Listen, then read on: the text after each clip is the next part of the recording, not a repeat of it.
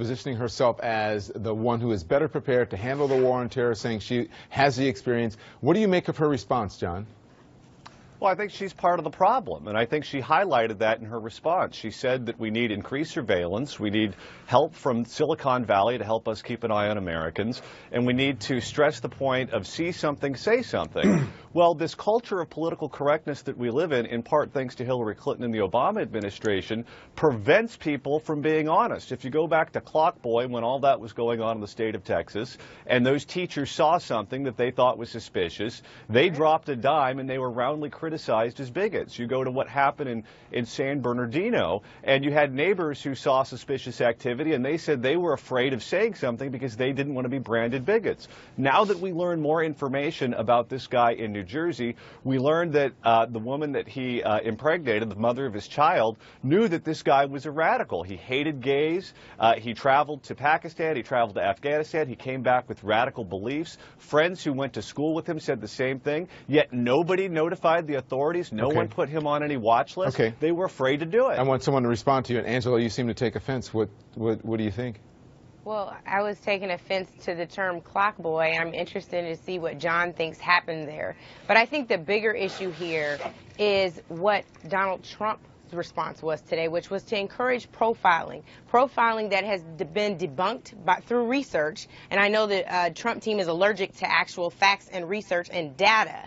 But research demonstrates that profiling actually is not an effective tool against terrorism. If you look at the fact that Rahami's family was targeted by harassment, discrimination, and all that is listed in their lawsuit, it is very, very clear that it actually has the opposite effect. That lawsuit was thrown out. But let's listen to Donald Trump, since you mentioned it. Here he is talking about profiling. Sure.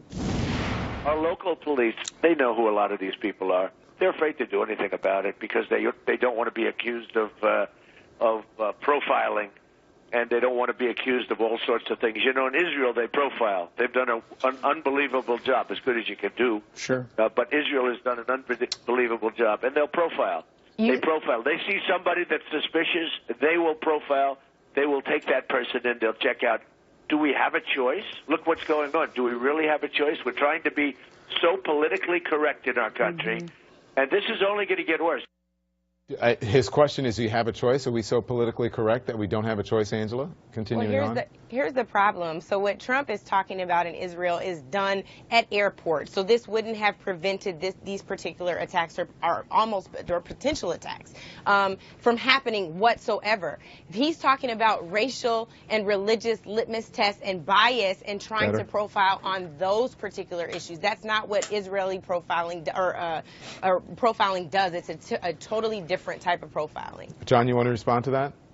Yeah, the bomber's lawsuit was thrown out. They sued the city. They said that they were harassed. It was thrown out with prejudice, meaning that the judge thought that there were zero merits to their case. The guy made it up.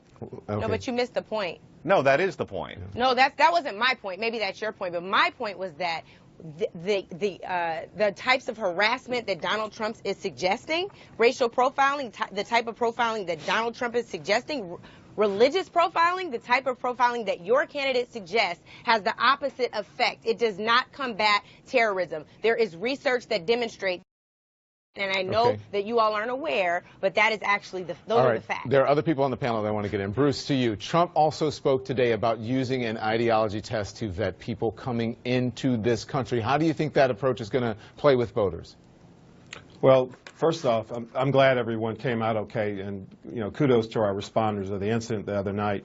But I just, Don, when you look at Fort Hood, you look at San Bernardino County, you look at Orlando, you look at Boston, you look at New York, and then God forbid what else is going to happen.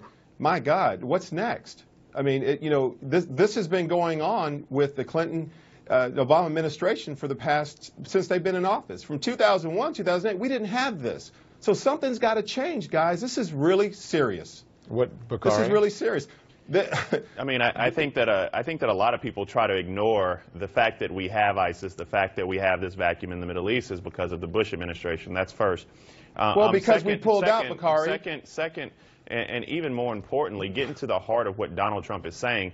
Donald Trump is either saying one of two things. One is anti-American, saying that we want to profile, that we want to have these religious litmus tests, something that we cannot even ensure will work. We know that in New York, we've had NYPD officers who actually sat down in Starbucks, in these coffee shops, in these Muslim communities, and they actually bared no fruit. So we know that. And we know, number two, Donald Trump's plan to combat ISIS is a secret plan. But as Hillary Clinton said today, we all know the secret is that he has no plan.